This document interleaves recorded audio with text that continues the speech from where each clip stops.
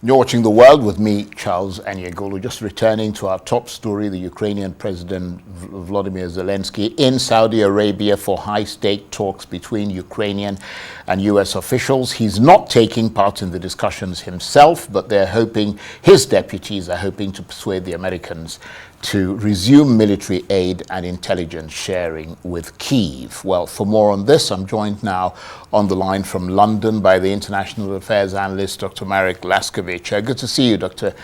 Laskiewicz. Just remind us of the significance and importance of these talks.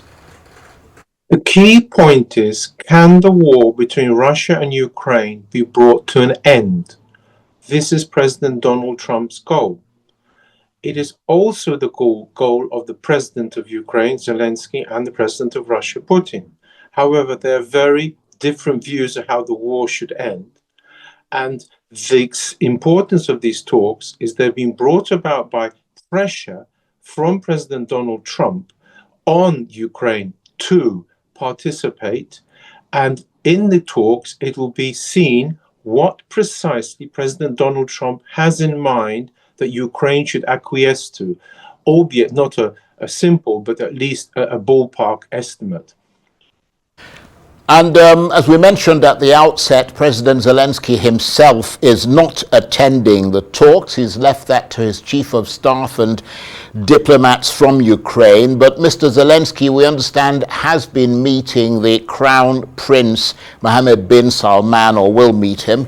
How significant is it that he's turned up in Saudi Arabia and is making a point of meeting the Crown Prince? I mean, does that suggest that he's ready now to make a deal to end the war?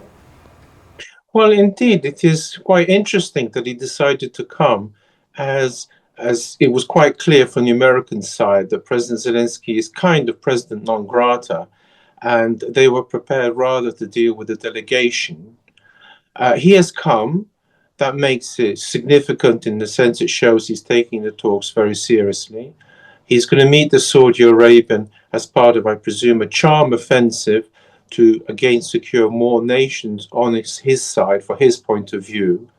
However, none of this is the key aspect. The key aspect is what the delegation will hear tomorrow from the Americans, or indeed during the course of the talks. And just along that line, what is Ukraine's best hope for these talks with U.S. officials? I mean, what could the Ukrainians get from these discussions, or is it hard to predict? Well, it seems quite clear that USA is going to pressurize Ukraine to giving up territory, ceding it to Russia. And that is indeed the bottom line of the American stance. There will be no guarantees, as far as one can tell, for Ukraine, although, of course, it has to be stated that guarantees are, in any case, of minimal value in reality, because, please note, the Ukraine already had such guarantees in 1994. Look what came of it.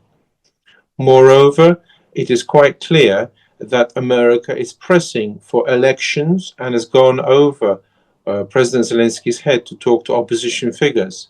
So on the whole, it is an uncomfortable moment for President Zelensky and for Ukraine, but they've yet to see the precise details of what the Americans have in mind.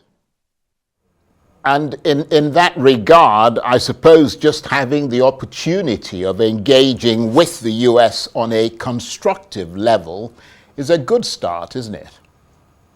Well, I'm afraid the answer to that's quite mixed, because it depends how one defines the word constructive. President Donald Trump wants the war to end on terms that he thinks are correct, and this is quite clearly not what Ukraine ever wanted, because they have rejected out of hands for 3 years now any suggestion that even a square inch of Ukrainian soil can be ceded to Russia. And so from that point of view, there will be talks. They will indeed be constructive in the literal sense of the term, because they'll be quite clear what America wants. But they're not constructive in the sense there's a dialogue of much between them, the sort of dialogue rather that President Zelensky wanted to hear about how much support they're going to give and how they support Ukraine and how they're against the aggressor. In that sense, they won't be constructive, I very much doubt. And from the American perspective, beyond what you just said, I mean, setting out what they actually want, I mean, is this also a fact-finding mission to get a sense of what Ukraine's red lines might be and what is and isn't possible in terms of compromise? Yeah, I don't think the word compromise really enters into President Donald Trump's head. He negotiates. Right now, he feels he's negotiating from a position of strength, and therefore he will be coming along more as a diktat than as a compromise of any sort. Nor has he ever used this term. He's talked about ceding land, which is a mistake according to my analysis in my books, because that implies already Russia has won. It should, instead of being said from the word go, it was a compromise. The interesting point is, are they going to listen to the Ukraine side at all? Are they going to put some feelers out? Are they going to look into red lines? And as far as I can tell from everything that Donald Trump has said before, the answer on the whole is no. They have a quite clear line of, if you like, of what they want to see implemented. And Ukraine's views about this are of secondary importance as far as one can tell.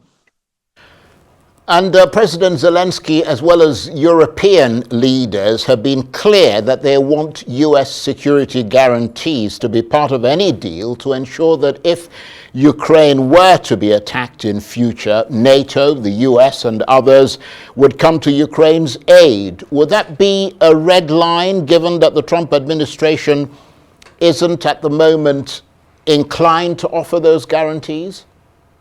It's an interesting one, is it not? The point about the security guarantees is somewhere along the line, Zelensky, as you has put it quite rightly, a red line. The question is where. He has so far, his red lines have been no territory secessions and no elections until there's a peace, and on top of that, a security guarantee.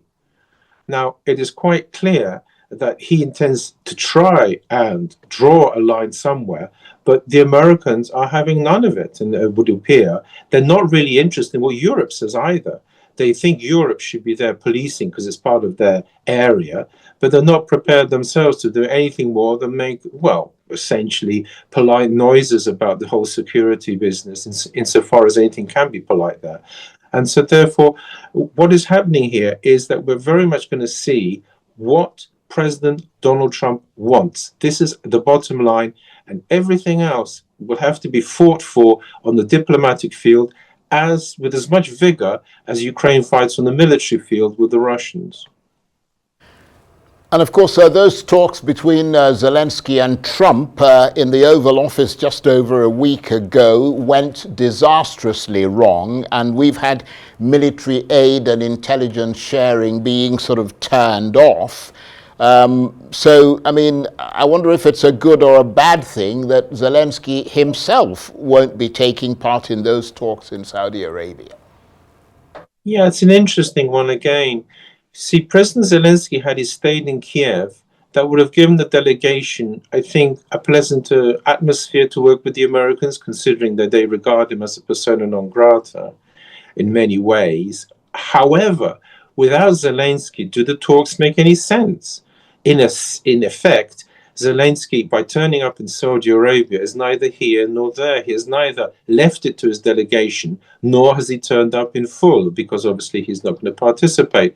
So on the whole, it has to be said, I'm not sure it's a good decision for him to be there in the sense of simply hanging around in the corridors, so to speak. He should either have said he's going to be there or stayed in Kiev. On the whole, I would agree with you that the talk should have involved Zelensky, because at the end of the day, he seems to be the power, the dominant force in Ukraine. No one else can stand up to him. And therefore, without him, the talks will amount to a diktat and perhaps some exploratory points as well. Indeed. And these talks are, of course, taking place in Saudi Arabia. How, in your assessment, did Saudi Arabia become this power broker of talks about a crisis that is beyond the Middle East? Quite right. It is actually a tribute to the new rule of Saudi Arabia, that Saudi Arabia, which used to be, so to speak, on the sidelines, not wanting to take part, has not only is modernizing Saudi Arabia, but he wants to play a full role, at least as a power broker. Please note, he also takes part either directly or indirectly in his way, also in what's happening in Israel and Gaza. His views are very important. And here, Saudi Arabia has scored a superb diplomatic coup.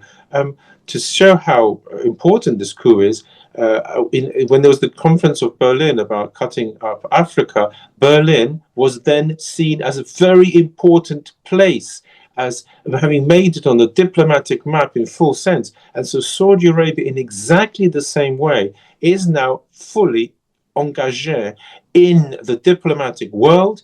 It has come out of the cold in that sense, and it is a superb success for them, as you rightly pointed out. It's really interesting stuff, geopolitics and the movement of the different pieces on a chessboard. And you put it absolutely brilliantly, and we appreciate your analysis. Dr. Marek Laskiewicz is an international affairs analyst. He was talking to me on the line there from London.